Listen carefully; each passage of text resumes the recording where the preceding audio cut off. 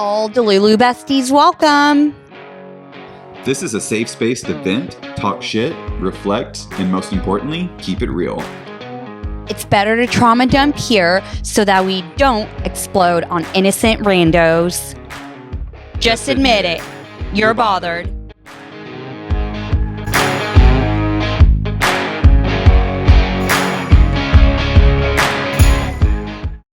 What's up, Delulu besties? Welcome back to another episode of Balancing the Bullshit. Okay, wait. I think I'm possessed. Okay, what happened? So I randomly got this email from the business school at Texas State. They have this new program, a mentoring program, just to like better set up the juniors and seniors for success. And They asked if I wanted to be a mentor. Oh, wait, that's kind of cute. I said yes. Really? Wait, is this something that you have to like apply for and get interview and everything? I don't know if I have to interview. I did apply and I went to the info session. I didn't really pay attention, so I don't even know what the process is. Like, this sounds cute. Let's do it. Yeah, I was like, this sounds like fulfilling. And because, I'm trying to rebuild my life to where it's fulfilled. And Laura has told me, even if I don't see the end result of where one thing is headed, like only do things that I find fun. This seems like it would be fulfilling. And so even though I'm not getting paid for it, it wouldn't be a job, it might lead me towards the right direction. You know what you're going to discover about yourself or like what opportunities are going to come to you. Yeah, maybe if I do that, then it'll spark something else in my head. Like it'll help me find my interests if I'm just starting to pursue things that I think are going to be fulfilling. That's so wholesome. I love that. Who am I? I know. Like the Karen I knew a few years ago would never do something for free. Fuck no. Or do something nice like that. No, not at all. I love that. I don't know who I am anymore. Me neither. My mom all the time is like, where did my daughter go? Yeah. I'm like, I don't know, girl. I don't know what happened. Like this version. I know. Who would have thought? Yeah. We had a conversation, I think last week, about if you could just work at like a flower shop or just doing something wholesome like that. Do you remember that conversation? Yes, and how it actually seems cute. Like before, never would I have ever given that a thought. I would have been like, that's disgusting. That's a minimum wage job.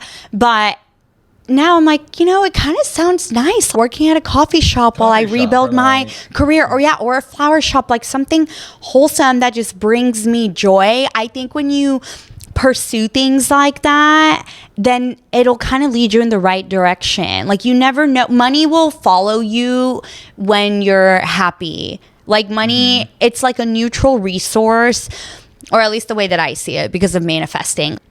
It's like a neutral resource. And so you have to like put yourself at a neutral vibration in order to attract what you want into your life. So like when people fear money or resent money, like nobody wants to hang out with you when you're that type of a miserable type of person that's resenting. Like if you, let's say I'm money, if you resented me, why would I ever be like, hey, do you want to be friends? Exactly. But if you're either neutral or you're enjoying your life, I'd be like, wow, that's like a happy person that I want to, let me go approach him and see if he wants to be my friend.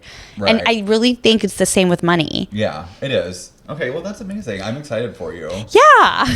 So I feel like also every week that I talk to you, there's some new realization or new epiphany or something that's happened. So give us an update. I know there has to be something. Okay, no, I was so drained this weekend in a good way, but I actually did have such a big epiphany and it took a lot of energy out of me, but it was good. I think a lot of built up emotions were bubbled up to the surface that I didn't realize I hadn't dealt with already. So, you know how we want to get a fuck boy on the podcast. Yes, we want to get the inside scoop from a fuck boy on the podcast for you guys so badly. And we had the perfect person. Yeah, a guy that I dated. Yes. I know how to pick him. Yeah. And I really thought that we could convince him to say yes. I was like, oh yeah, like of course he'll do it. Right, like he's our friend. Like, yeah, exactly. And I was like, yeah, like I think it would be really insightful, like if we could just pick your brain, because you're a fuck boy. He said no. When you told me that, I was like, what do you mean he said no? Yeah, like, excuse me? Yeah. And that's kind of how the conversation went. I was like, excuse me? Yeah, we were just like so taken aback. Yeah, I was. And okay, I guess it makes sense. I have to respect other people's boundaries. I'm just so used to you and I being open, and because we're so comfortable with ourselves and we're not afraid to take a look in the mirror, and we have worked through the shame and the guilt and the resentment towards ourselves and all of the trauma that we've been through, which is now why we're able to be so open about it. So I'm just used to that. And so I was taken aback. But if you think about it, a fuckboy is somebody who is insecure and isn't in tune with their emotions. So that type of a person is unfortunately not going to be willing to come on the podcast, because this requires you to be honest with yourself. And I was trying to guilt trip him into it. I thought I was being funny, but it was more of an intense conversation than I realized at the time until I started processing it afterwards. Because pretty much I was like, you know what? You have never showed up for me. Like, you had the opportunity to be a boyfriend and you backed out of that. Then you couldn't even be like a good friend. Like, show up for me now when I'm begging you. And he was like, you're manipulating me. Like, don't. And then I was like, okay, well, you're gaslighting me. Gaslighting, all these buzzwords. I know, it spiraled downhill so fast. Yikes. Which makes sense. Like, this is what happens when you're dealing with someone who's insecure. And I was like, it's time for you to grow up and be honest and take a look in the mirror. It's not as scary as you think it is. And I'm not wanting to relive our history. And even if I did, it's not that big of a deal. Like, if you were comfortable with who you are and your past, it's a part of who you are. Fucking accept it, and we can talk about it, and then it won't be such a big deal. But you wanting to avoid it, it's like you're downplaying everything that we've been through, and it's just not nice. So anyway, we're just going back and forth. It wasn't really productive. And then afterwards, I started to get mad, and so I kind of processed through all of these emotions, and I think I ended up grieving. I was driving from San Antonio to Austin, which is about, for anyone who doesn't know, it's about like an hour and a half drive. Oh my God. The amount of tissues that are sitting in my car, I should probably clean it out. But you cried? Yes, the entire car ride. But it was a good cry. I think I was grieving the old version of me.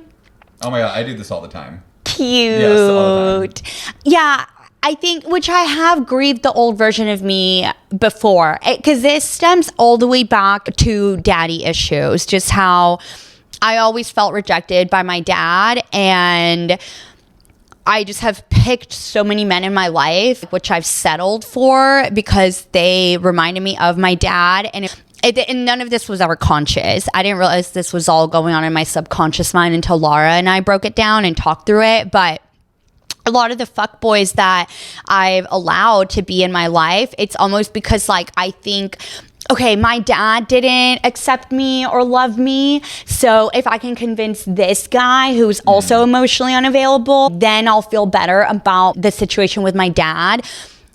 Of course, it never worked out that way. They all rejected me and treated like shit, exactly like my dad did. Like, they just didn't care to be with me. And when we're allowing our ego to guide us through life, it's the ego who is the inner toddler in us, who obviously can't think logically from emotional mature standpoint.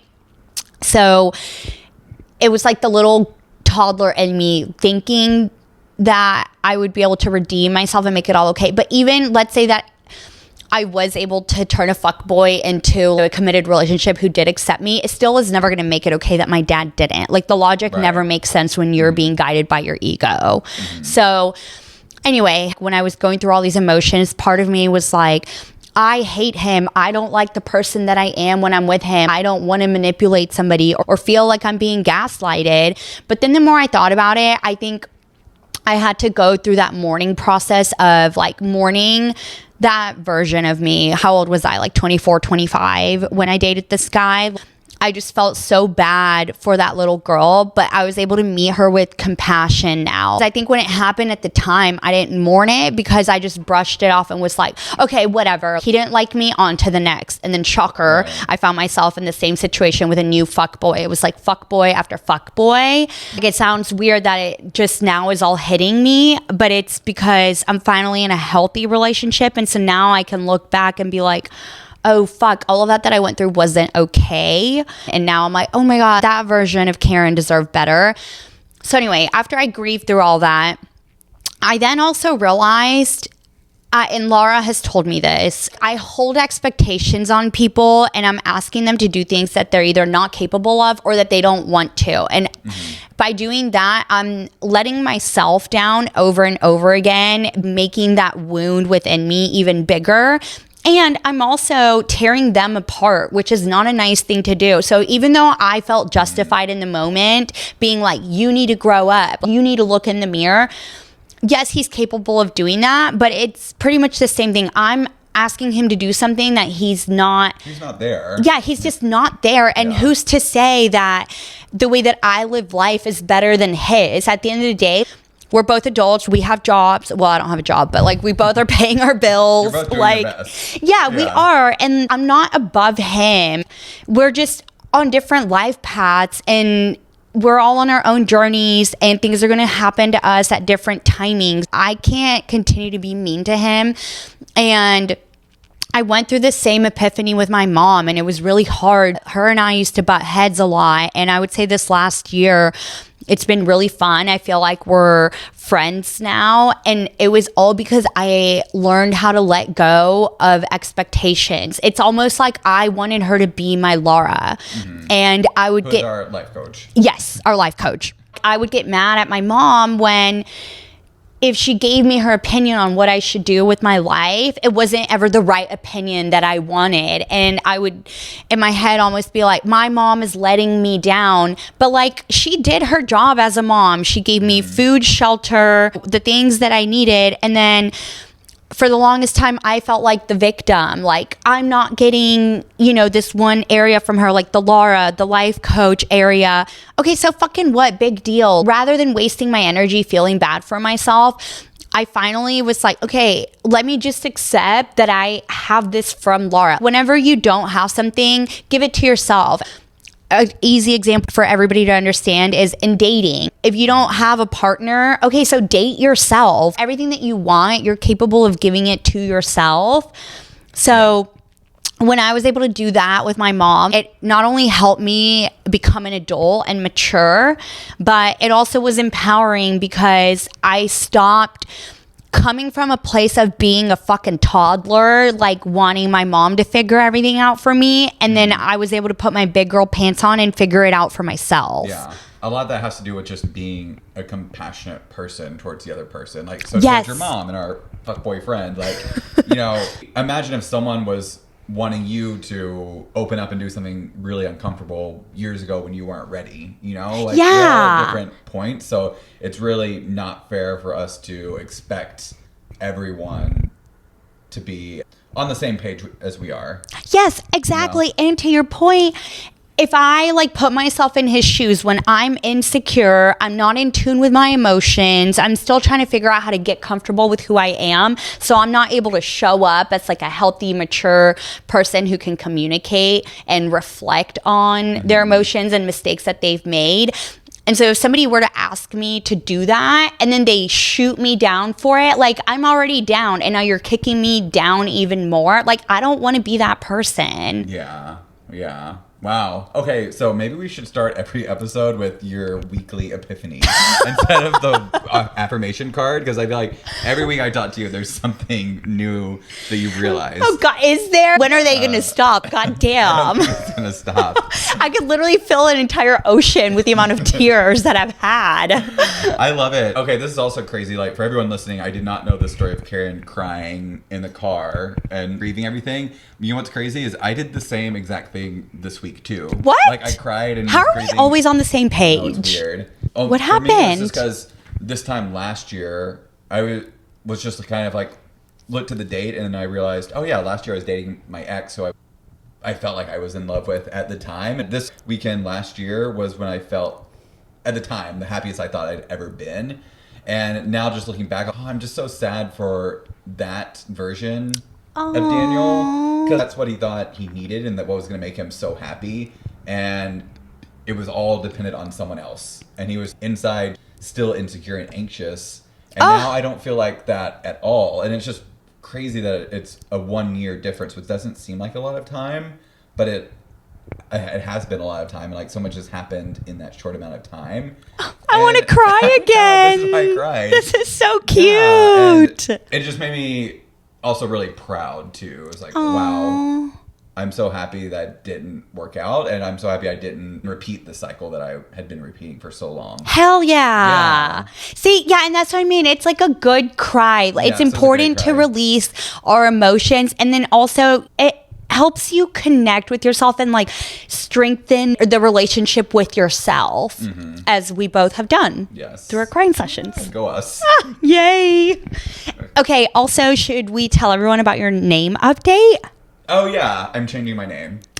No, not really. So my real name is Daniel. Karen has been calling me Danny on the podcast, so to not confuse anyone, I'm just going by Daniel. I've been wanting to do this forever, and recently I decided, since I am a new version of myself and I am starting my own business, Daniel is the new me. So, yeah. Which is funny because on the entire podcast, pretty much all we preach about is how we're obsessed with Laura and doing the inner work.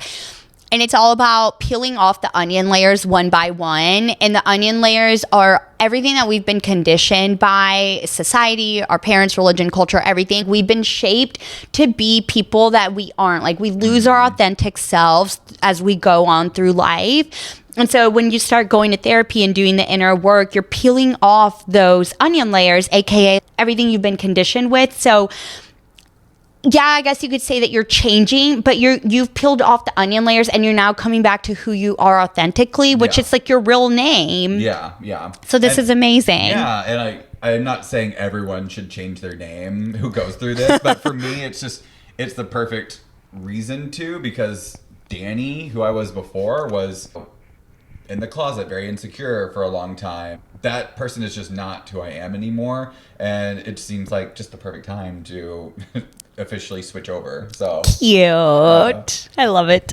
Okay, for our weekly question and affirmation, we have a new card. Basically, me and Karen will take turns every week. This week, I'll read a quote, a question, and an affirmation, and Karen will answer the question. And we will post the card on Instagram if anyone wants to go comment their answers as well. So, for the quote this week, we were all born with this fire, but beginning in childhood, we let others snuff it out. Passion is the log that keeps the fire of purpose blazing. Your work now is to find that fire and rekindle it, and then to let it burn. Oprah Winfrey. Cute. Love her. Love her. She's so wise. Seriously. Okay, for the question for Karen, what am I most passionate about? Okay, perfect timing on this question, because had you asked me this a year ago, I would have been triggered and pissed because this is pretty much the entire reason why I hired Laura, our life coach, 4 years ago. I was like, I hate my career. I don't know what I'm passionate about. I thought I wanted to do sales and I hate it. Like, help me figure out what the fuck I'm supposed to be doing here. Like, I'm over it. And going back to Oprah's point about just being your authentic self from childhood, like, we're all born as our authentic, pure selves, and then we get conditioned by society, religion, culture, our parents, the media, advertisements telling us we're not good enough. So then we start to change ourselves to try to be accepted and please others, and we lose our own interests. That's part of what I've realized with my passion. And then the other crazy part is that now that I've found it, my entire life makes sense. Like, everything that I've been through in childhood all guided me back to my passion. My passion is mental health. I want to find a cure for it. I mean, I pretty much have the cure already. Granted, I'm not like a psychiatrist or a scientist. So I would need research to back this, but I'm so passionate about it. I've never been this passionate about anything in my entire life. I usually don't care about anything. But it now makes sense how all my childhood trauma, like being abandoned by my dad and not feeling enough love from either one of my parents and growing up with money issues, how all of that guided me into such a dark hole in adulthood. And I needed to experience depression and anxiety to truly understand how important it is to be in tune with your emotions and to listen to your intuition in order to stay true to your authentic self. And that's what I now want to help everyone else do. Mm-hmm. But had I not gone through all of that, had I stayed true to my authentic self during childhood, I would have taken it for granted and I wouldn't have realized how severe it is to turn away from your authentic self. And I always have known that I love psychology. Like I've done therapy throughout my whole life, even in childhood. And so I've always known that I've had a small interest towards it, even in college. It was my first major. But because at that time of my life, I was thinking very logically and being guided by masculine energy, I couldn't see how psychology was going to make me rich. I was like, what am I going to be, a social worker? And I switched over to business to chase money.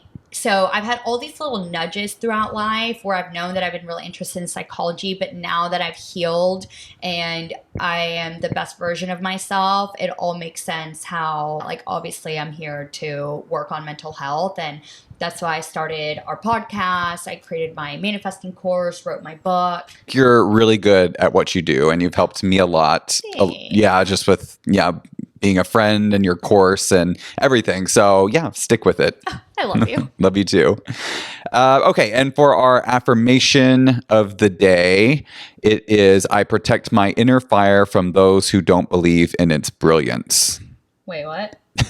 No, I love this. So it's saying essentially what you were saying. It's when we're born, we have this passion and this fire basically, but we are conditioned to not follow it. So for example, people who tell their kids, that's unrealistic, or you're not good enough to do that, or that's not going to make you any money, or that sort of thing. So it's basically saying you're not going to let those sorts of people deter you from what you're actually passionate about.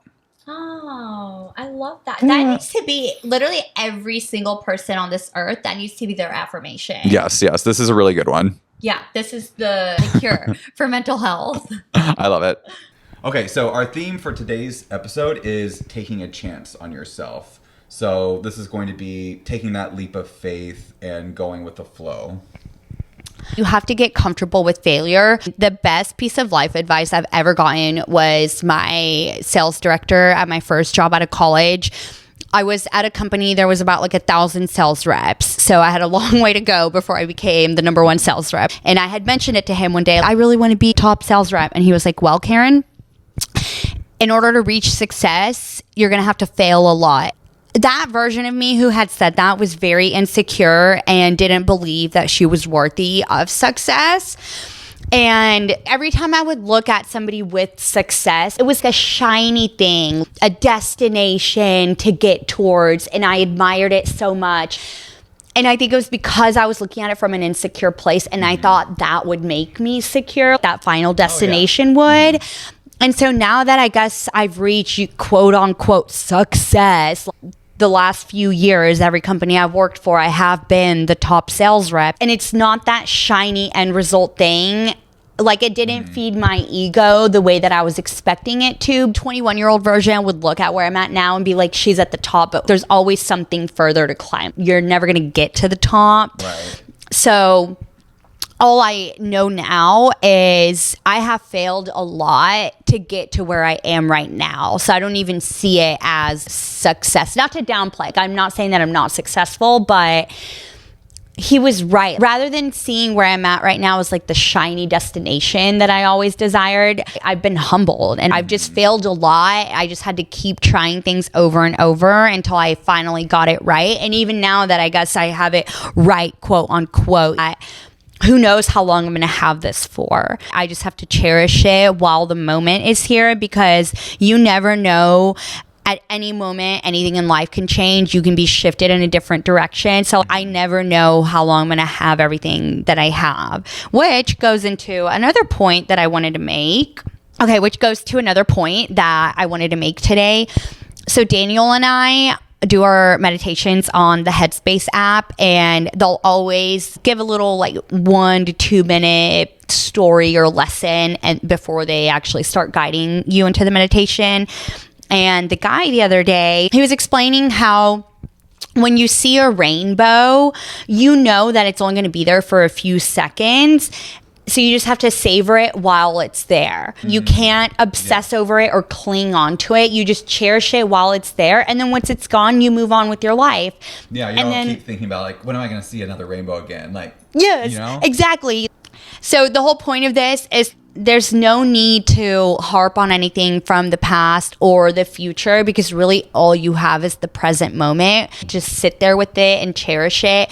Know that it's not going to be forever. So just enjoy it while you have it. And it reminded me of when I was dealing with depression about the last 2 years, I would say. It was a season of my life. Now that I'm out of it, I can see that it was just a season. And it was definitely hard to sit with it. I sat myself down and was like, okay, from here, I'm at rock bottom. I'm either going to die or I'm going to come out of it. But there's no other way. Like, it's only up from here, or then I'll just be done with it and never have to deal with it again. And now looking back, I realize how important it was to trust my body. For the people that are in control, like type A personalities in their masculinity, wanting to control everything and figure everything out themselves, life doesn't have to be that hard or confusing. If you just let yourself go with the flow, it'll be so much easier. And now I can see how depression was my body being like, okay, bitch, I've tried to warn you with anxiety. Had you ever listened to your emotions to begin with? Like when you're sad, had you just sat with the sadness, we wouldn't be here. But then it led to anxiety because you ignored that, and you still ignored the anxiety. You kept going, you kept working, you kept never acknowledging your emotions. So now we're forcing you to sit the fuck down and reflect, aka depression. So it was actually my body doing me a favor. It was guiding me, because I suppressed my emotions my entire life, and I never looked at all the trauma that I've been through. Now, during the last 2 years of depression, I was forced to face the fact that I got raped, like all the shit that I've been through that I never took a second to acknowledge. It's important to allow yourself to cry and to realize that you deserve better. So that way you can learn from the situations. And I have learned how to stand up for myself. I've learned what's not okay, which has taught me what I want out of life. It's taught me standards. But before, when I just disregarded my emotions and I would brush off every bad thing that ever happened to me, I was never giving myself the time to reflect and learn and grow from that. So depression was my body giving me the gift of time to sit the fuck down.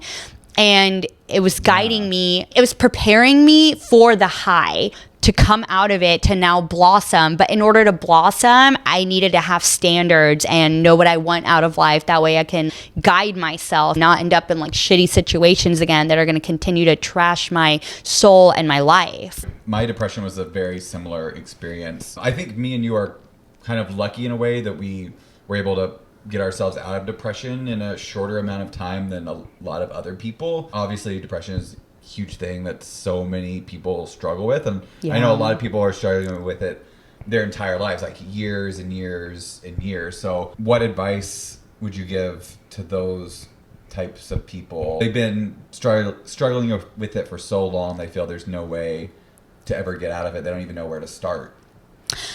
So there's a lot of things I could say. There's a lot of little action items that I could say that I took to get me out of depression. That's when I started meditating. I went to therapy. I sat with my emotions. I started journaling. I found creative outlets like cooking, art, exercise, nutrition.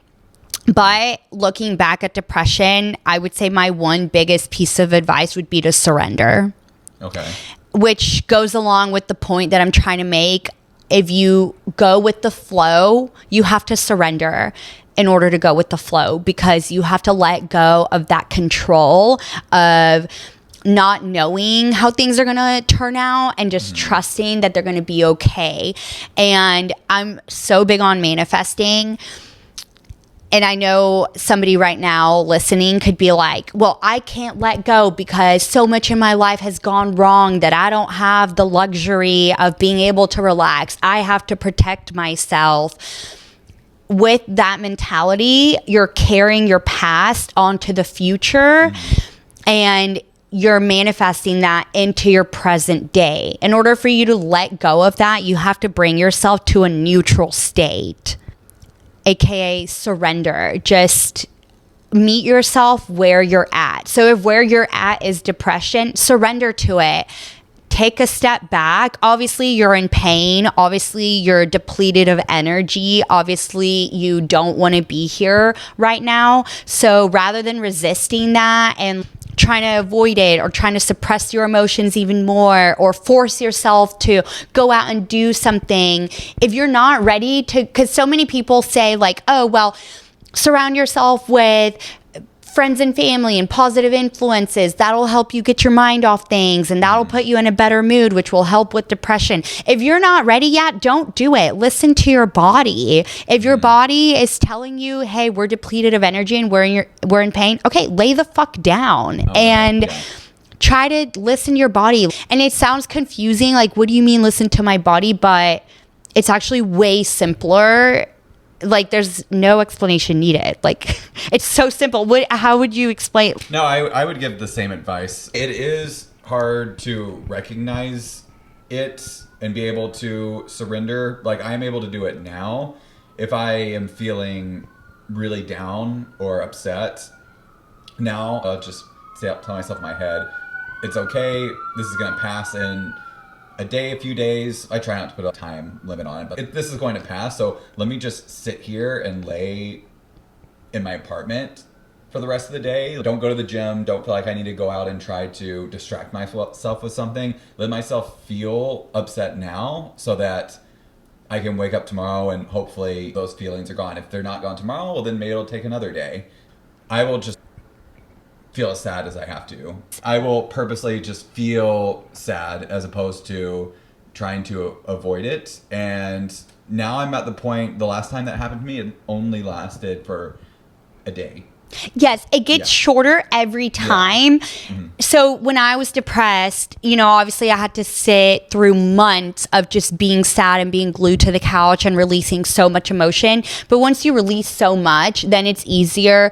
Like, for example, this past weekend, I was able to recognize I just had this uncomfortable phone call, and now I'm feeling sad and I'm feeling mad and now I'm grieving. I went through all of these emotions, but I surrendered to them as they were coming up. So I cried for an hour on my drive, and then I was good after that. I released it and I was able to get back to my life. So it gets shorter every time. It's just when you're depressed, you've got to release everything that you've been suppressing. And what you just said explains everything perfectly that I was trying to explain about the rainbow.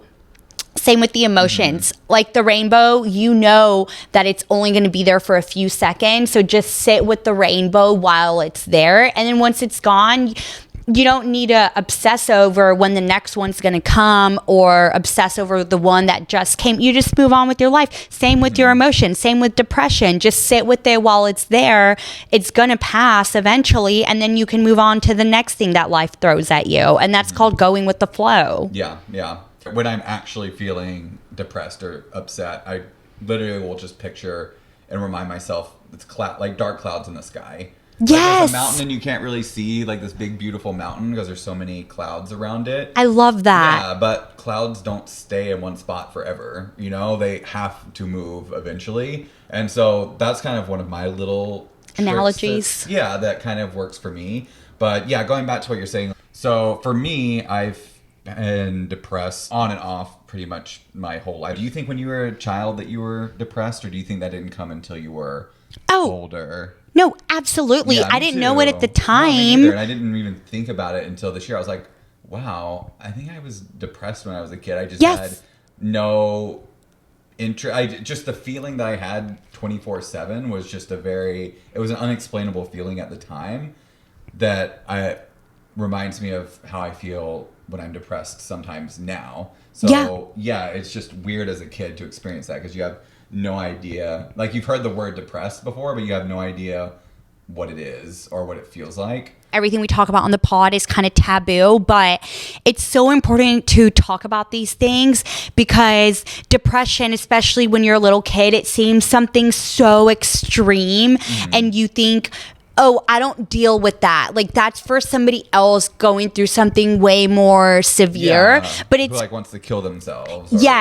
But it's way more common than people think, and not acknowledging it, like a little kid who might start to be going through it who doesn't realize it.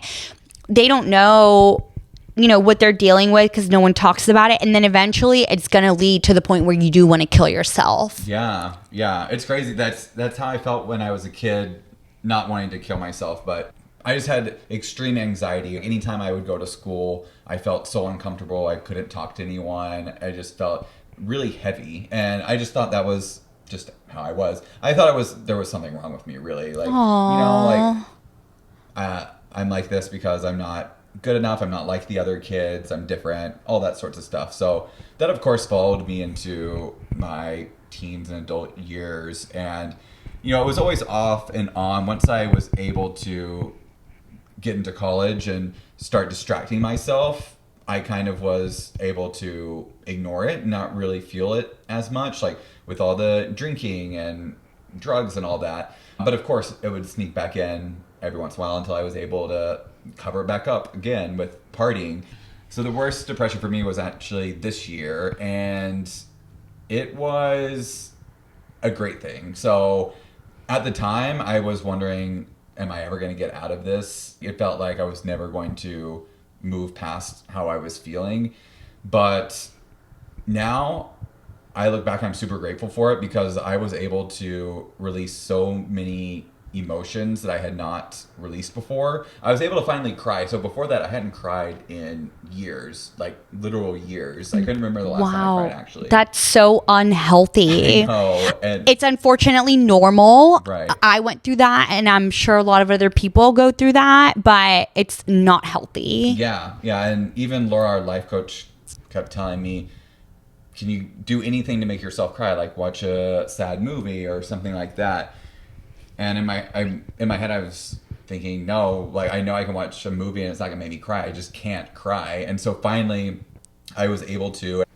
So what had started the depression was a really bad breakup, but I was realizing, I'm sad about more than just the breakup. And I was starting to realize I'm crying about everything that's ever happened to me from childhood, teenage years, even 20s and stuff, because I had never thought about it really, or just grieved it. So that's what grieving means. It finally clicked for me how to grieve, because before, when I was told you need to grieve your past, you're like, what? Yeah, what does that mean? How do you do that? Yeah. And it really is just acknowledging it and crying about it. And I was only able to do that because I was so depressed. Yeah, I'm just very grateful for it because I would not be where I am now if I had not been so depressed, just like you.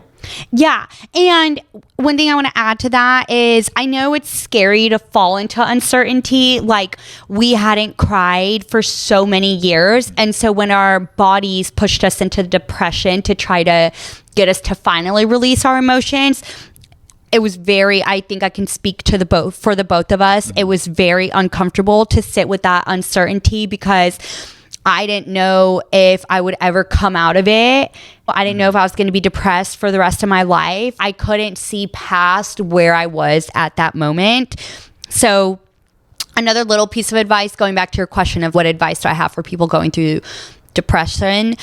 Yes, the biggest piece of advice is to surrender, but one action item that you could take is meditating, which I can't harp on enough. This is literally the thing I'll always talk about, because meditation helps you sit with discomfort, and eventually you'll just get comfortable with being uncomfortable, which will help you surrender to the depression. And there's another point I want to make. In order to receive, you must first let go. It's not the other way around. For example, for somebody in a toxic relationship, especially once you've been in it for so long, you just get comfortable with the toxicity and like, you know that you deserve better, but it's kind of hard to actually make that change in your life because of the uncertainty. You don't know what the future is going to bring or what your life is going to look like outside of that toxic relationship. But the thing is, if your cup is filled with toxicity, you first have to empty out your cup and make room for new things to come. So now it's really easy for us to look back at when we were depressed and realize, oh yeah, in order for us to now be happy and start filling our life with activities that are bringing us joy and fulfillment, we first had to let go of the partying and our scandalous behavior. But in order to let go of the partying and the scandalous behavior, we had to sit with the depression and sit with our emotions and realize why we were being scandalous and destructive, because we were deflecting in order to avoid our emotions. So going back to, in order to receive, you must first let go. I know it's a lot deeper and a lot easier said than done, but this is an example of what I'm trying to say. Yeah. And I think, like you said, first you have to empty your cup of all the toxic things. And sitting with an empty cup is very uncomfortable, and it makes things feel worse while it is empty, actually. Because that's how it was for me when I was going through this depression this year. I had to empty everything out, and I just felt like absolute shit. I was like, well, what now? Like, I don't even know what I'm good at. I don't even know what my interests are. I just didn't really know myself. And I think that's normal, though, when you're kind of making this sort of transition.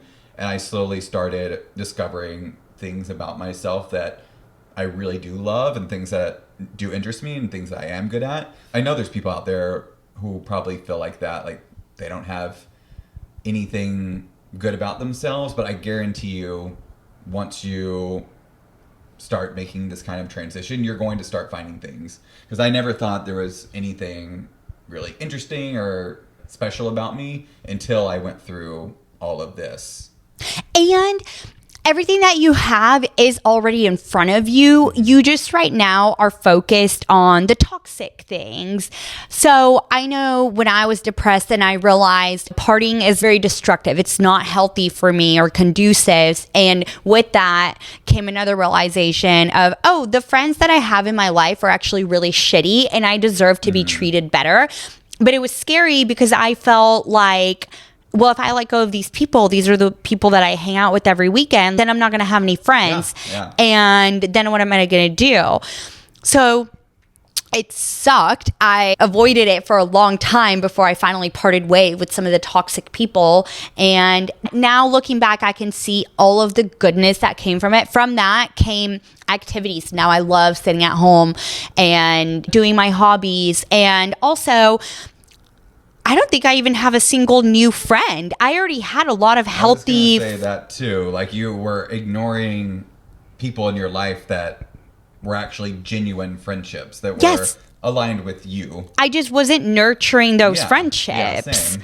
Yeah. It was the same exact thing for me. Like, once I stopped the partying, I was like, okay, what do I have to offer now? Before, all I had to offer, I felt like, was being fun and going out, and that was it. And then you just kind of have to start over, which is really hard, but completely worth it. Yeah, I agree. And going back to your point of letting go, again, way easier said than done. I think that's definitely one of the hardest things you'll ever do. For me, it was letting go of the idea of being quote unquote normal and straight. That was absolutely the hardest thing I ever had to do. Me trying to pretend to be someone I wasn't was just ruining my life in every single aspect. And it took a lot of courage to finally accept myself and stop being so ashamed of myself. Even after I came out of the closet, I still struggled with letting go and resistance. So when I graduated college, I got a pretty decent job right out of college, making decent money for someone who had just graduated. I was working for an insurance company and I absolutely hated it. I think I worked there for about a year. And yeah, I guess I've never just been super afraid of going with the flow and taking chances, because after a year I was like, fuck this, I'm not doing this, and I decided to move to Austin with no job, and I was like, I'm just gonna move there and figure it out there. And I worked a couple of really shitty jobs in Austin. I worked at this one company that was literally paying me, I think it was like $35,000 a year. I think I just took it because I needed some sort of job, but the whole time I was just going with the flow. I was like, I'll figure this out. So I worked at this company for a while, and depression started kicking in. I just was realizing I want to figure things out. I want to figure out what I'm good at. I want something more for myself. I want to do something fulfilling. Everything that I want now, I was wanting back then too. So I kind of just did some searching. I landed on physical therapy, which is obviously a lot of schooling, but I quit my job right then and there, and I was like, I'm gonna start taking classes for this. That's wild. Yeah, if I didn't have a job, I was paying to go to school, and this just fits in with the whole theme of letting go and going with the flow. I had this desire to do something more with my life, and I just took the chance and do it. And I think so many people are so scared to do that, to just quit their job. And I'm not saying everyone needs to do that. It's not the right choice for everyone. But for me, I wanted to be a physical therapist. I took the classes for one semester. And again, I was like, fuck this, I can't do this. It was just too hard. It was just not aligning with what I wanted. It just didn't feel right with me. And it wasn't. Looking back, I was like, what were you doing? But it got me out of that really shitty job. During this time of life, I also was still focused on partying and wanting validation, and I wanted to enjoy my weekend. So I was like, fuck this, I'm going back to 9-to-5 job. And I found a okay job, and I worked my way up to where I am now, which is an okay place. But again, this year, it all came back to me. So before I tried the physical therapy thing, I was like, never mind, I'm gonna go back to 9-to-5. And I was like, okay, I can do this for the rest of my life. This is fine. It'll allow me to do what I want to do. But this year it came back, just what I was feeling back then, where I'm not happy in this job, I'm not fulfilled. And so I'm taking another leap of faith and going with flow again. And it took me some time, but I realized personal training is something that I want to try and that I'm passionate about. And I'm at the finish line with that almost, where I'm about to actually start training. And how many years has it been since you were in school up until now that you're pursuing personal training? When I graduated college? No, when you were trying to go back to get a physical therapy. That was probably, I think I was 26 and I'm 30. I just turned 32. So 6 years. Oh, wow. Yeah. So it's been a long time. But See, it just came back up. And so that's the perfect picture to paint how one thing in life will always lead you to the next when you're going with the flow. But the thing about surrendering is it's all out of your control. It might not make sense right away. For your case, it took 6 years, but now you can look back and see how pursuing PT was guiding you to becoming a personal trainer 6 years later. Yeah, I think it's interesting that back then I even knew, physical therapy, personal training, pretty similar. I knew back then what I wanted. It's like you're growing from that seed that you planted 6 years ago. Exactly. I used to be really big on being type A and being in control. And I know the unhealthy previous version of me would have tried to not let go of going back to school to pursue physical therapy. I would have been like, no, I can't be a failure. If I committed to this, now I have to see it through. I'm going to be wasting so much money. And now what am I going to do? I'm going to have student loans to pay off. Or if I wasn't on student loans, then I'd be like, well, I just blew all this money on classes. That was a waste of time. No. Like, I have to make this happen. It's a lot harder for me to go with the flow. So had little Karen been in your situation, and probably she would be right now in a miserable career that she hates, all because she wasn't willing to just let go of, okay, we tried this and now we're over it, so let's just move on and see what else it leads to. Yeah, I agree. And I used to think me going with the flow and just kind of trying new things and giving up so easily was a bad thing. I thought it meant I didn't have enough drive or enough ambition. But now, like how you just explained it, it's not a bad thing. It's being able to recognize what's not right for you and not getting stuck in that. Because exactly, if I would have continued with the physical therapy thing, I would have broken at some point. I know it wouldn't have worked out. I know that wasn't for me. Even when I was taking the physical therapy classes, I was working at a physical therapist office, and so I was getting all the experience, and I was seeing what I would be doing, and I could just tell this isn't right. This isn't what I want to be doing. So I quit. I just dropped out. I really admire that, because the longer that you stay in it, the harder it is to walk away. I admire what you did, because you were able to walk away so much sooner. And so you only had to be uncomfortable for a little bit, realizing like, oh, this isn't for me, which is then giving yourself the opportunity to walk away right away. And then that's how you continue to be happy and just explore life. Okay, I know we love to talk about ourselves all day long. Yeah. But I have another example that I think relates to all of this that does not involve you and me. Okay, let's hear it. Okay, so the other day I was watching Real Housewives of Beverly Hills, and Kyle Richards is kind of going through it right now. Her and Mauricio, I don't know how long they've been married for, like 20 years, something like that. Yeah, like a long time. They have daughters together. They're going through a divorce, and she also is going through a rough patch with her sisters in the last season. Kathy Hilton left the show. They were fighting. It was super awkward. So They don't talk anymore. Yeah, no. So she's like, I feel like I'm losing my sisters and now my marriage. Everything in my life is falling apart, and I'm trying so hard to hold on, but it's out of my control. Like, as much as I try to hold on, it's falling apart anyway. And her life coach said something. I wrote it down. He said, give yourself some credit. You're growing, you're shifting. It's going to ruffle some feathers. So be it. I love that. Right? Just let it be. It's very true, yeah. And especially because it goes to everything that we've been saying. I don't know if she's depressed, but like, she's going through it. When we were depressed, we were going through it. Okay, so go through it then. You don't need to add on even more meaning or a whole story behind it, because now we can see in hindsight how that was cracking us open, taking everything out of our lives that wasn't serving us, and it was making room for something better to come along. So even though right now Kyle thinks her life is falling apart, yes, it is, but it's because better things are going to come for her.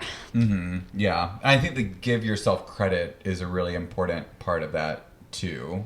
We're never giving ourselves credit that we deserve, and just being a little nicer to ourselves. Obviously, Kyle is having a lot of down moments. I'm sure she's crying behind closed doors right now. So this is a lot easier said than done. But I do think it's so important to try to have fun with your life as much as possible, because that is the secret to manifesting. When you're not resisting, that's when you can allow miracles to flow in and out of your life. If Kyle right now tries to cling on to the marriage and tries to cling on to the rocky relationship with her sisters, she's dragging things out, and it's going to only make it harder.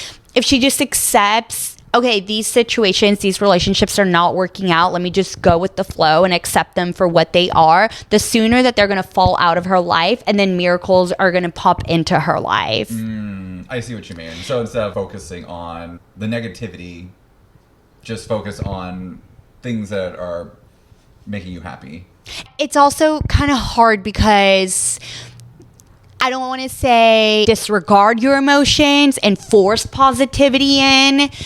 Okay, another example of this is in my career, and I knew I hated it, and because I was miserable, I was traveling every month just to try to breathe a little bit.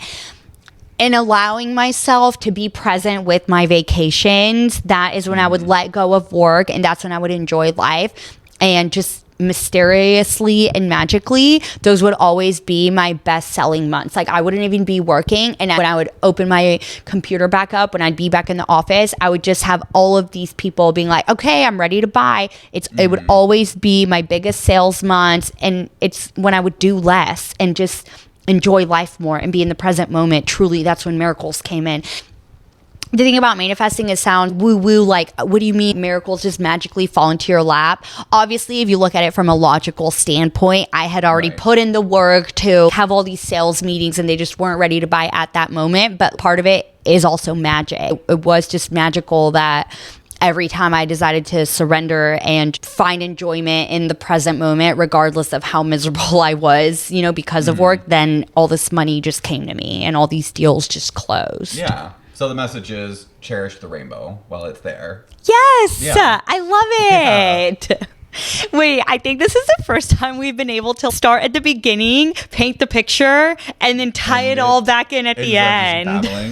Yeah. Which is literally me my entire life. All right. Well, thanks so much for hanging out with us, Delulu besties. We'll see y'all next week. Bye. Bye.